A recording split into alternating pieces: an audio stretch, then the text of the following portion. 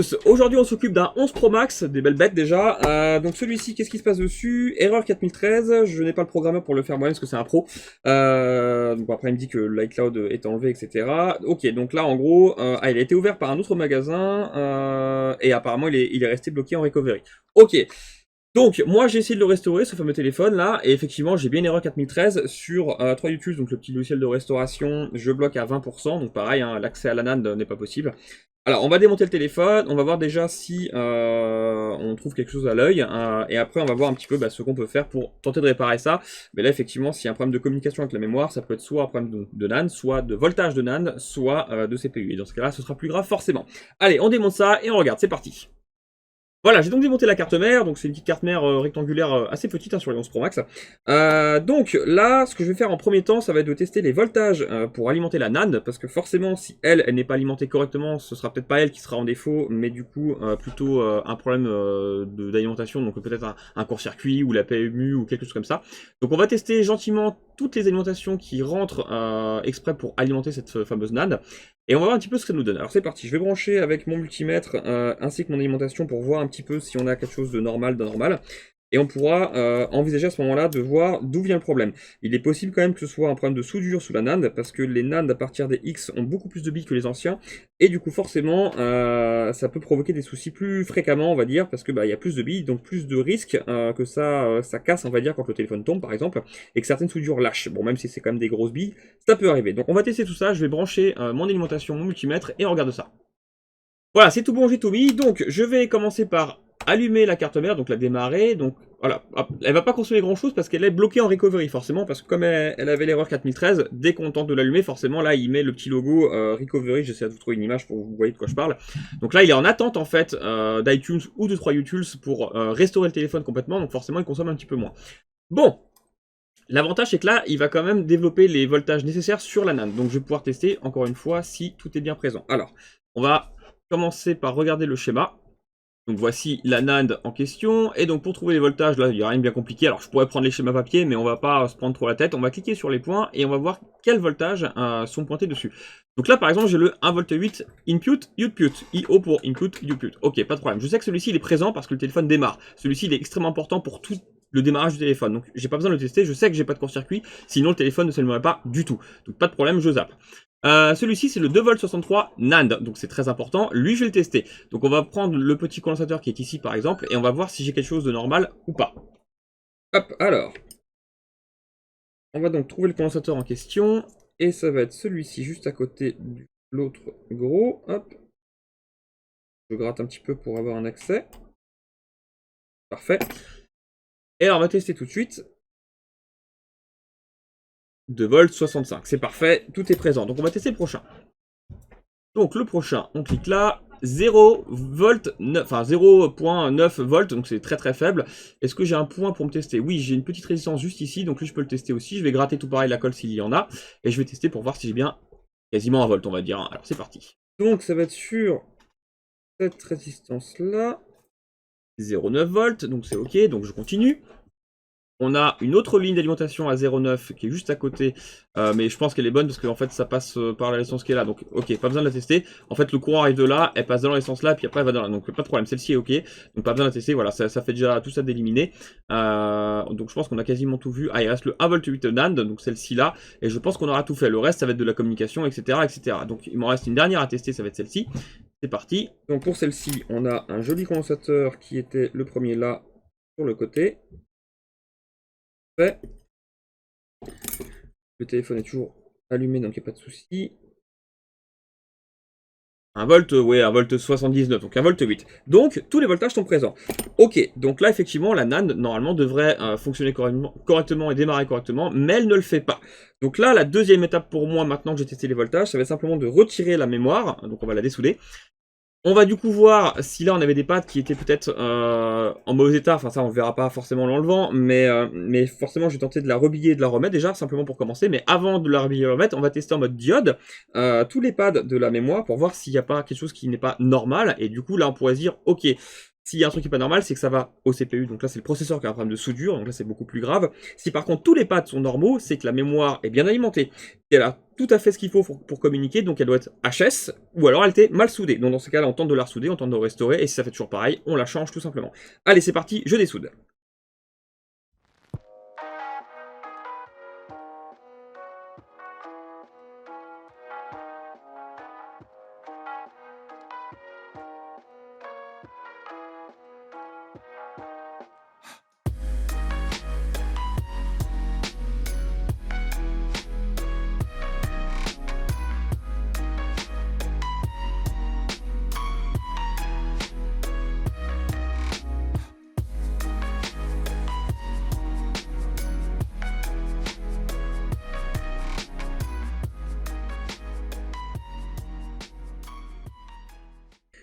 Voilà, j'ai donc fini de dessouder, et comme on peut le voir, on a 3 pads arrachés là. Alors, il est possible que ce soit moi quand j'ai retiré la mémoire, parce que sur ces modèles, je vais assez vite, dans le sens où il y a le CPU qui est juste derrière de l'autre côté, donc je ne vais pas chauffer trop longtemps forcément, et donc il peut arriver dans ces cas que certains pads sautent.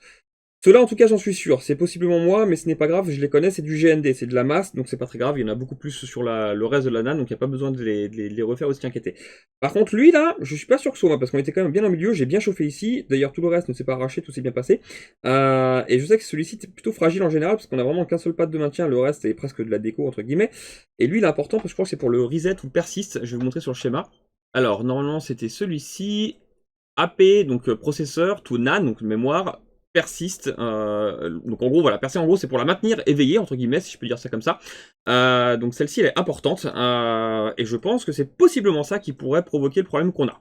C'est possible. C'est pas sûr, bien sûr, parce que ça se trouve, c'est moi qui l'ai arraché quand je l'ai chauffé, hein, c'est parfaitement possible.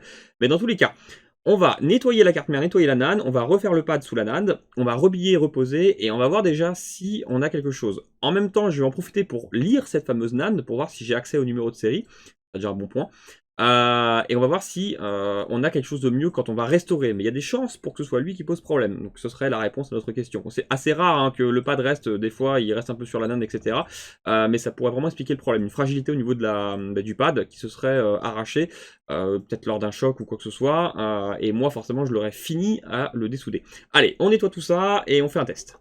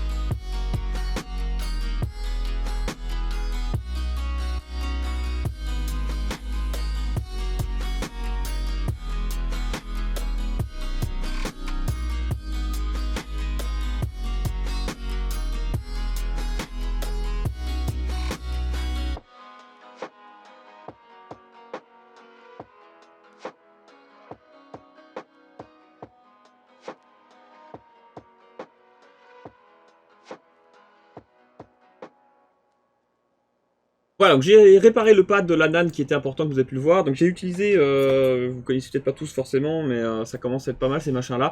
C'est des petits pads en fait préfabriqués par différents fabricants, c'est super bien, on peut du coup prendre dessus, ça permet de gagner du temps et d'avoir vraiment un pad très joli. Bon, le jump fonctionne très bien aussi, hein, mais pour des pads aussi gros, c'est vrai que c'est quand même sympa. On est sûr que la soudure va être bien propre au niveau du rebillage après. Hop, alors, c'est parti. On va rebiller ça, et ensuite on va s'occuper de la carte mère. Hop, donc... On va prendre tout ce qu'il nous faut. Ouais.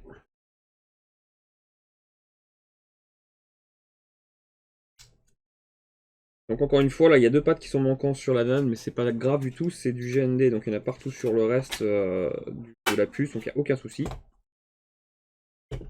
Juste les billes vont se former, mais ne vont pas se souder sur la puce, mais il n'y a pas de problème là-dessus. Alors, essayer de... Hop, retirer ça, ça va être plus simple. Et on va rebiller.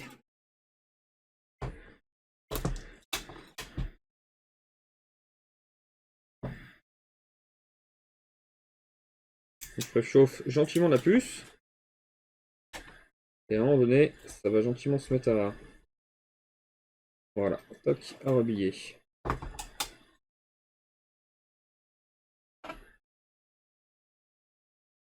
Parfait, j'ai juste fait attention pour que les 2 dernières billes ne s'enlèvent pas ailleurs, on va dire.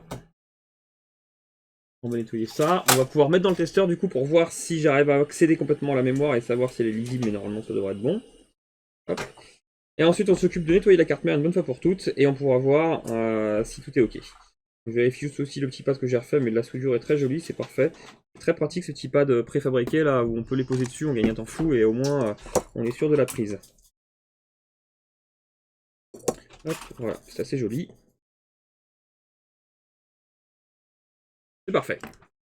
Allez, on met dans le programmeur et on va pouvoir tester pour voir ce que ça nous donne.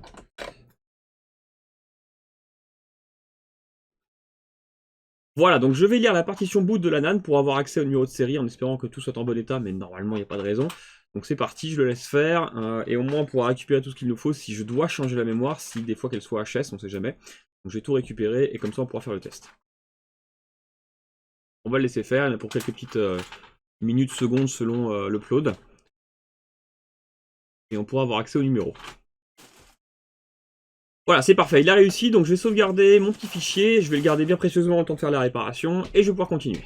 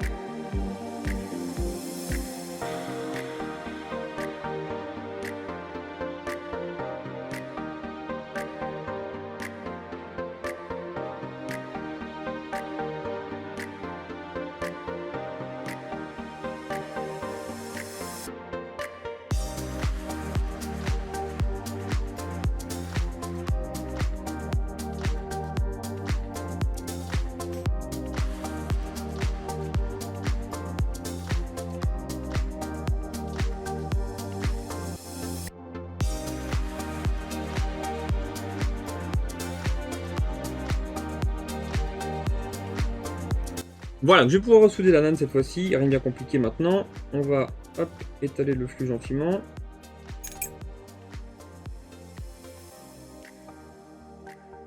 Très bien. Et on va pouvoir du coup reposer la fameuse NAND. Voilà, éviter de se tromper de sens. Voilà, tac.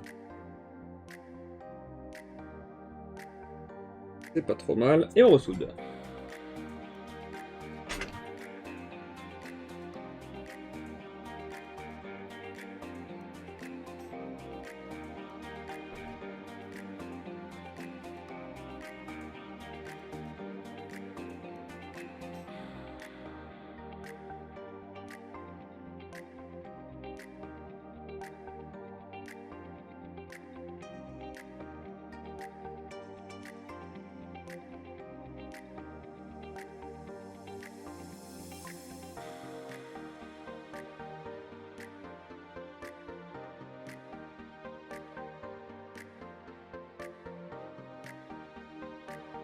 Parfait. Hop, je laisse refroidir et on fait un essai. Voilà, j'ai donc lancé la restauration et bonne nouvelle, je ne bloque plus à 20%, la preuve, voilà, il est en train d'avancer, il vient de passer les 21-22, donc là c'est tout bon, ça veut dire qu'il arrive à accéder à l'écriture de la NAND, donc c'est tout bon, je pense sincèrement que c'est ce fameux pad qui était en dessous, qui était fragilisé, et le fait de le retirer, bah, il s'est arraché complètement, donc ça a bien finalisé le truc, on va dire, au niveau du problème. Donc je vais le laisser terminer gentiment, je vais pouvoir remettre la carte mère après complètement avec l'écran, etc. On pourra tout démarrer pour voir, parce que là j'ai juste mis la carte mère avec un dock, hein, il n'est pas dans le châssis. Et puis on pourra faire un essai, mais à mon avis, le problème est donc bel et bien résolu, parce que voilà, moi je bloquais à 20% à chaque fois, et là c'est tout bon, j'ai une restauration qui avance, donc je pense qu'on est pas mal. Allez, on attend un petit peu tout ça, je remonte, et on fait un test. Voilà, il a donc fini de flasher le téléphone, ça s'est bien passé, on est jusqu'au bout, donc c'est plutôt une bonne nouvelle. Donc j'attends que le téléphone finisse de préparer le système du coup de l'installation, parce que là il a sa petite barre, je vais vous montrer dessus. Voilà, on a la petite barre avec la pomme là qui finit de se mettre jusqu'au bout pour en fait installer le peu de fichiers qu'il reste pour le système. Et on pourra normalement de nouveau avoir un téléphone qui fonctionne. Je vais l'activer pour voir si tout est ok. Et puis voilà, au moins on a une belle amélioration. Cette fois-ci, on a pu le restaurer alors qu'il bloquait du coup sur l'erreur 4013. Donc normalement ça s'est réglé. Bon après, je pense qu'effectivement c'était bien le pad qu'on a vu qui s'est arraché en plein milieu là, qui était fragilisé à mon avis. Souvent c'est dû au choc, ou aux torsions, l'un ou l'autre. Mais dans tous les cas, j'attends qu'il termine, je vois pour remonter, et on fait le test. Voilà, c'est tout bon, il est remonté. Bon, j'ai pas encore renclenché l'écran, mais alors on voit par contre, c'est ce que j'ai vu tout à l'heure, l'écran il a dû être cassé, parce qu'apparemment il avait été ouvert par un autre magasin avant. Et j'ai vu ça, alors c'est bête parce qu'on le voyait pas quand il était en recovery, parce que c'était sur fond noir, mais sur fond blanc, ça se voit bien, on a une belle cassure là. Bon, normalement ça n'empêche pas d'avoir du tactile, ni de fonctionner, mais c'est pas super joli. Alors est-ce qu'il est pas tombé, est-ce que ça expliquerait pas justement le souci de cette fameuse erreur, c'est possible. Mais voilà, en tout cas il est reparti, donc il n'y aura plus qu'à l'activer, j'ai bien vérifié, j'ai l'image, j'ai le wifi, etc. Donc c'est tout bon. Voilà, donc j'espère que vous aurez appris des belles choses, et puis je vous dis à la prochaine. Si vous souhaitez faire réparer votre matériel, n'hésitez pas à cliquer sur un des liens en dessous de chaque vidéo YouTube. Vous avez notre site internet afin de cliquer sur le lien réparation et de remplir le formulaire pour envoyer votre appareil. Vous avez aussi tous les tarifs qui sont accessibles sur notre site.